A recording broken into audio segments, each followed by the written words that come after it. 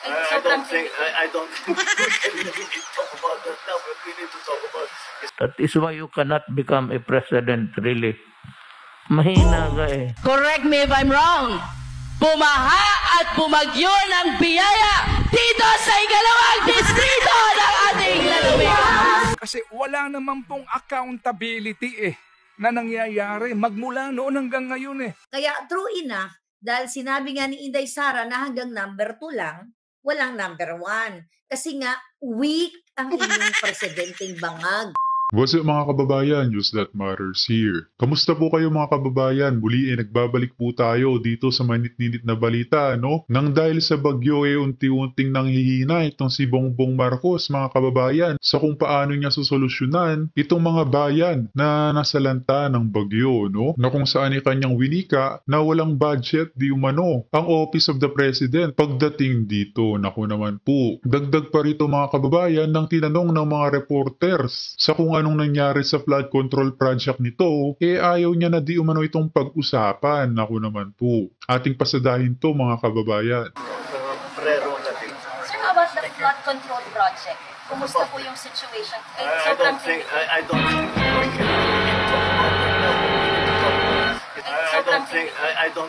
we can really talk about that now, but we need to talk about it. I don't think we can really talk about that now, but we need to talk about it. I don't think we can really talk about that now, but we need to talk about is how to bring help to the people who are in trouble.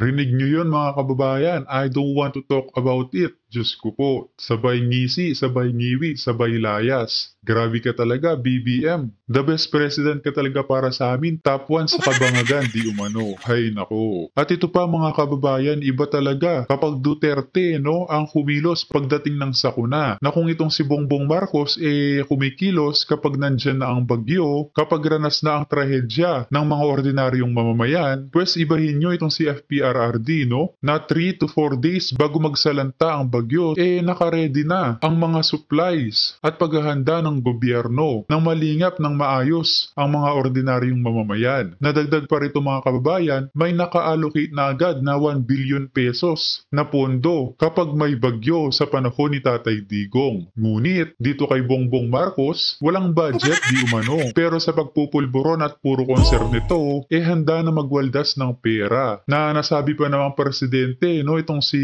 Bongit, ngunit pinagdadamutan ang sambayan ng Pilipino. Ating panoorin o pakinggan itong si FPRRD mga kababayan. You are presuming that I should be giving orders on the day of the storm. That is stupid. That is why you cannot become a president, really. Mahina ka eh. That is why you cannot become a president, really. Mahina ka eh. Wala ka nang ibigay order kasi ang order na ibigay na to. Sana nakikinig itong si Bongbong Marcos, no? Na mahina ka na nga, papakita mo pa ang kahinaan mo sa harap ng kamera. Aba, mahiya ka naman. Kung hindi mo na rin kaya ang stress, bumaba ka na lang sa pwesto mo. Weak ka nga ng nakararami. Pinapatunayan mo lang na weak leader ka talaga, kamukha ng sinabi ni FPRRD. 2 or 3 days. You do not give orders on the day of the war. Patay ka. So, I don't hate to do this, but kung gano'n ka, huwag kang magtakbo ng president. Talagang mahina ka. You do not know, and then you lied. You were not honest. Grabing pambabara yun, mga kababayan. Kumbaga sa metaphor, nasuntok na sa pagmumukha itong si Bongit sa mga salita ni Tatay Digong. Dagdag rin natin to mga kababayan na kung saan itong si Representative Luis Tron na fact check, no? Na ang galing magmayabang pagdating sa mga nagawang maganda di umano nila Tamba Bongit. Ngunit kabaligtaran naman ang nangyayari sa munisipyong nire-representa niya na Batangas. Magkano kayang natanggap na TF nito? Kung kaya't magsalita parang ang bango-bango ng administrasyon ngayon. Ating pakinggan to mga kababayan. You have to realize whatever you are witnessing right now ay hindi po mangyayari without the leadership of the best ever Speaker of the Congress of the Philippines. Dito po ang palagi kong sinasabi sa inyo kung bakit bumabagyo at bumabaha ng biyaya sa 2nd District. It is because of our dear Speaker. So once again, let me state my lines. Kaya may AX, dahil ni Speaker. Kaya may akap dahil ni Speaker. Kaya may tupad dahil ni Speaker. Kaya may mga barangay road dahil ni Speaker. Kaya may patubig dahil ni Speaker. At kaya may groundbreaking ngayon dahil ni Speaker. Panahon ng ating Pangulo, sa panahon ni President Bongbong Marcos, sa panahon ni Speaker Martin Romualdez, correct me if I'm wrong, bumaha at bumagyo ng biyaya dito sa ikalawang distrito ng ating lalawigan. Kaimutan mga kababayan, bumaha daw ng biyaya. Ayan tuloy baha ng bagyo ang narating sa pagsisinungaling nitong si Luistro. Nakakadismaya talaga. Na sana bago ang yabang may pagyayabang talaga, no? Hindi yung sasampalin kayo sa katotohanan. Kayo talagang mga crocs. Gustong-gusto nyo kasi ang bahas sapagkat nakakalangoy-langoy mga uri nyo eh. At sa pagpapatuloy mga kababayan, hindi na rin natiis no, itong si Ted Filon na magsalita patungkol sa palpak na flood control project no, na iniiwasang pag-usapan ni Bongbong Marcos. Na nasaan nga naman ang accountability ng mga ito, no? Nasaan napunta ang bilyong-bilyong pera. Pasadahin na natin to mga kababayan. Kapatid, ito po pag-usapan natin ng pera. So meron ka ng master plan. Wala ka ng problema doon.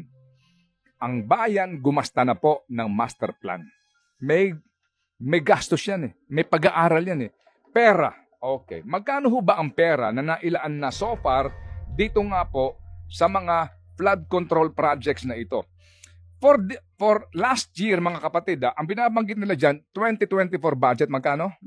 2024 budget, 450 billion pesos. Okay, that's for nationwide. Oo. Walang detalye dyan kung magkano po ang Laki, for 450 NCR. billion. Ang sabi po ni Ginoong Bunuan, ang flood control projects ay sa Metro Manila. Pero, wag na ho tayo mag-ambisyon na mawawala ang baha. Hindi po. It's a given. Okay? It's a given dahil po sa una, mga kapatid, una, ang ilang mga bayan sa Metro Manila lubog na.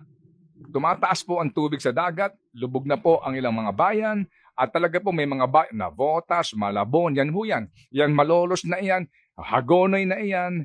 Opo, hindi na po yan makakaahon sa baha. Ang pinag-uusapan lang po dito ay yung pong hindi na ho pagtaas pa ng tubig. O kaya po naman mabawas-bawasan lang po. At hindi na rin po maiaalis na dahil po din sa kawalan ng National Land Use Act, ang mga kabayanan po dito ho sa Rizal, yun na po yan. So hindi na po mawawala itong baha na ito. Wala pong flood eradication project. Ano ito? Flood control na lang ho, di ho ba? So pera pinag-uusapan natin. Dito pong nagdaang taon mga kapatid, Opo. Ang pera pong inilaan para po naman sa flood control project for Metro Manila alone ay 147.5 billion. Last year yon. Kaya nga ang tanong din natin, yung nga, saan napunta yung pera? Okay. Isa-isahin ko lang po ito, mabilis lang. Babalikan ko lang po yung 2016 at 2017 hanggang sa last year na budget for flood control management program ng DPWH, particularly po dito nga sa area po ng NCR. Okay. For 2016 and 2017, 131.9 billion. 2018, 127.7 billion. 2019, 90.7 billion. 2020, 90.1 billion. 2021, 101.8 billion. 2022, 129 billion. Last year, 183 billion. Hindi pa kasama dyan, mga kapatid, yung pong mga proyekto na nakalaan po for Metro Manila Development Authority alone. Kagaya po ng 541 million na ibinigay po ng World Bank at Asian Development Infrastructure Investment Bank para po sa MMDA. Pag pinagsama-sama po natin ang lahat ng ito, trilyon na po ito eh. Grabe, Sir Ted, saan napunta mga perang ganyan? Kung nailagak lang sana sa maayos, baka hindi na bumabaha sa Metro Manila pa lamang. Ngunit anong nangyari? Naibubulsa kasi, grabe naman talaga. Talagang malaking salot ang korupsyon sa ating bansa, no? Na dapat sa mga kurakot na yan, bitayin. Nang matakot-takot naman, ginagatasan na lang tayo mga kababayan. Diba? So tama naman, diba, baby girl? Hanapin po natin saan napunta yung pera. Oo. Pero ngayon nagtatanong kayo, kapag nawala yung baha, bibigyan nyo na naman ng pera. Sino ba nagbibigay ng pera dito? Di Kongreso. Ngayon hinahanap mo saan napunta yung pera. Okay. Sige, so may hearing sila. Sasabunin nila itong mga ito, mumurahin itong lahat ng mga taong ito, mga incompetent kayo, mga inutil kayo, bla bla bla bla bla bla. Sa next budget season, bibigyan ulit ng pera. I mean, hello? Okay lang, at least nag-trending sila pagka may mga, di ba? May mga inaway-away sila sa hearing, may mga pinagalitan. Pero ang tanong din, meron ba napaparusahan?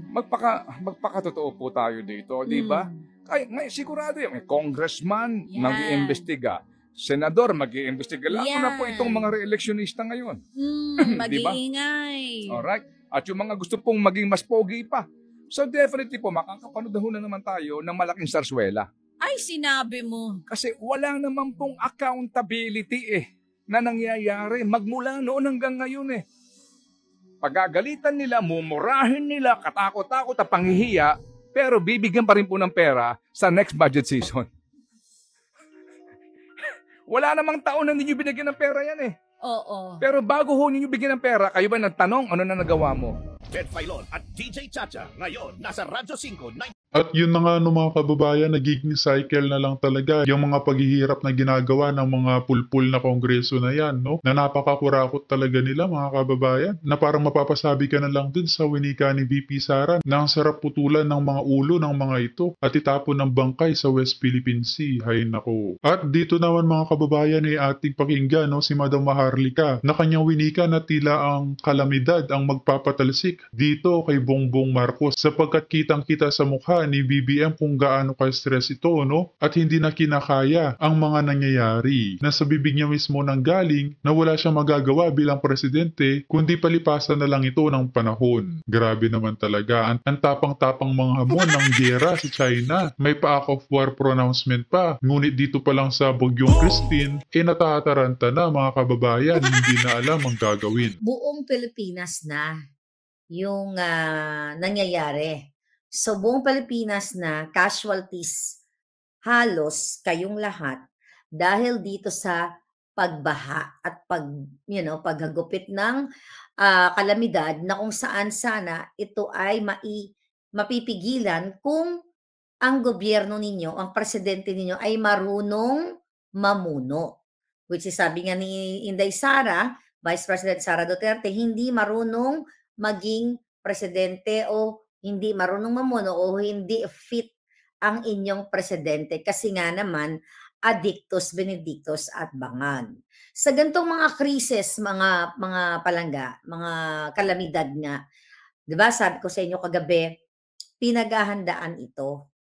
Hindi ka pwedeng, may napanood ako bago ako mag-vlog na video during Pangulong Duterte na nilecturean niya si Leni Robredo na kapag may kaguluhan, may kalamidad, giyera, kung ano man, hindi ka dapat magpe-prepare ng during the calamity or during the kaguluhan. It's the same thing na sinabi natin kahapon sa inyo na ang mga kalamidad, yung mga ganitong klasing hindi kayang kontrolin, okay? Na mga kalamidad like bagyo, pero pwedeng paghandaan at para maibsan yung paghihirap ng mga Pilipino o ng mga tao ay kayang-kayang gawin ng gobyerno. But dahil nga po bangag ang inyong presidente, dito ninyo makikita na sabi nga ng karamihan ay na-fact check ang inyong presidenteng bangag, and also dahil wala nang check and balance sa ating gobyerno, wala na yung media Dahil ang media ay karamihan sa kanila ay bayad na. Ang media dapat ay mag-highlight o magbabalita sa tunay na nangyayari sa Pilipinas. Yung, sabi ko nga, ulit-ulitin natin, yung sangkot ang mafiyang Marcos Jr. at ang kanyang mga bangag na kasama sa smuggling, sa pulburon. Diba? Kagabi inulat natin at nakita nyo naman, nasa media na rin yan, na nahuli, may mga nahuli na nag-aadictus benedictus, sumisinghot, nagtutulak ng asin o isang klaseng, di ba yung pulburon, yung favorite ni Bangag, yung asin o yung shab-shab na tinitira within the Malacanang complex. Sabi ko sa inyo kagabi, ang dahilan kung bakit nahuli yun, dahil ang nagchuchu doon ay PSG. Imagine ninyo, nasa complex ng tahanan ng mga bangag, okay, ng presidente nyo, what do you expect?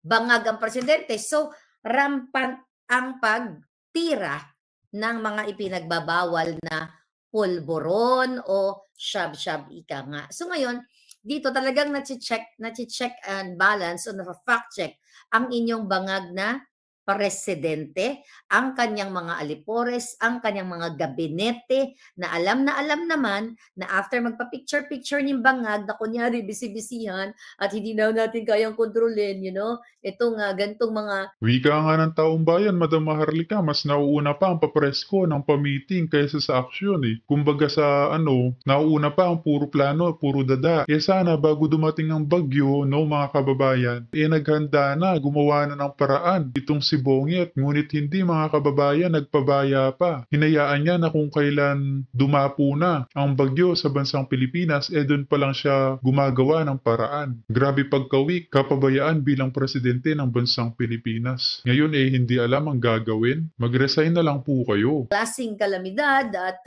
di ba, magkukuha tayo ng mga pump boats dyan sa Mindanao, mga ganyan. Alam naman ng kanyang mga alipores na after that dramatization 101 ay sisinghot na si Bangag. Dahil nauutal at hindi niya alam kung paano mag-solve ng problema. Kaya itong kalamidad na ito ay hudyat para i-highlight sa inyo mga kababayan na isang palpak, failure, kung ayaw nyo ng failure, palpak, bugok, bangag, ano pa ba? Diba? Ang inyong gobyerno. Ano ba ibig sabihin nito? Hindi lang ito palanggana, biktima kayo ng baha. Biktima kayo ng bagyo. Ito'y nagpapakita kung gaano katalamak ang korupsyon sa bayan ninyo. Correct. Now ngayon, halos buong Luzon, Visayas, Mindanao na. Dahil, tinignan natin, ayan, Batangas, Rizal, Isabela, Marikina, at kung saan-saan pang bahagi ng Pilipinas. Ito'y pagpapakita. Pinagigising kayo mga palangga. Ginigising kayong lahat. Imagine mo, lumubog ang mga sasakyan ninyo. Napag-usapan na natin yung mga memories nyo sa buhay ninyo. Yung mga damit nyo, yung mga sinuot nyo sa kasal, na ipapamana nyo pa sana sa inyong mga kaapu-apuhan o sa inyong anak, nalubog na lahat. Baka nawala pa yung inyong mga konting yaman na tinatago-tago, yung mga konting pera nyo dyan na itago-tago, baka nabasa pa ng baha. Ulitin natin, sa ganitong klaseng dilubyo, sa ganitong klaseng chaos o kaguluhan ay ipinapakita ng presidente o namumuno kung gaano siya kabangag or failure sa kanyang trabaho. Kaya true enough, dahil sinabi nga ni Inday Sara na hanggang number 2 lang, walang number 1. Kasi nga, weak ang inyong presidenteng bangag na uutal at hindi alam ang mag-manage ng ganitong klaseng disaster. Dahil nakita nyo naman nung in-interview siya Di ba? Doon pa lang siya magpaplano. Walang first aid man lang. Diyan sa Bicol, and now sa Batangas. And when I say walang mga first responder right there and then. Dapat nga not only 2 to 3 days, like 5 days or a week before, dahil sabi ko nga, at alam niyo naman yan, kaya tayo may pag-asa dahil napipredict po ang mga kalamidad o ang bagyo o mga disaster, even earthquakes na ano yan, nape-predict yan. Kaya nga, di ba, meron tinatawag na ilikas muna kayo sa ganito, sa matas na lugar, di ba? At dapat the moment na inililikas ang ating mga kababayan, like days before, ay supplied na yan ng gobyerno ng pakain.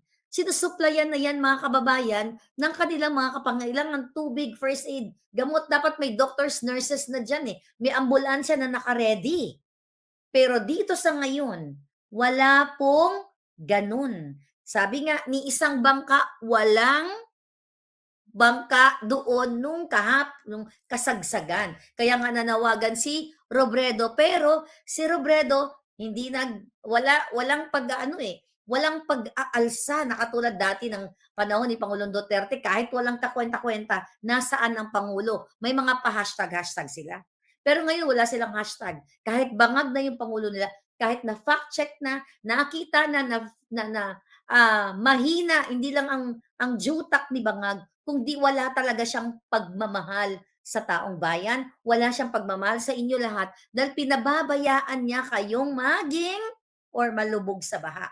At yun na nga no mga kababayan, ating napakinggan o napanood itong mga napapanahong balita no mga kababayan na kayo nang musga. Kung may katuturan pa ba ang ginagawa ni Bongbong Marcos. As always mga kababayan, kita na lang ulit tayo sa ating next vlog. Huwag niyo po sana kalimutang mag-like at subscribe para updated ka sa mga uploads ko araw-araw. Marami po salamat mga kababayan, ingat and God bless.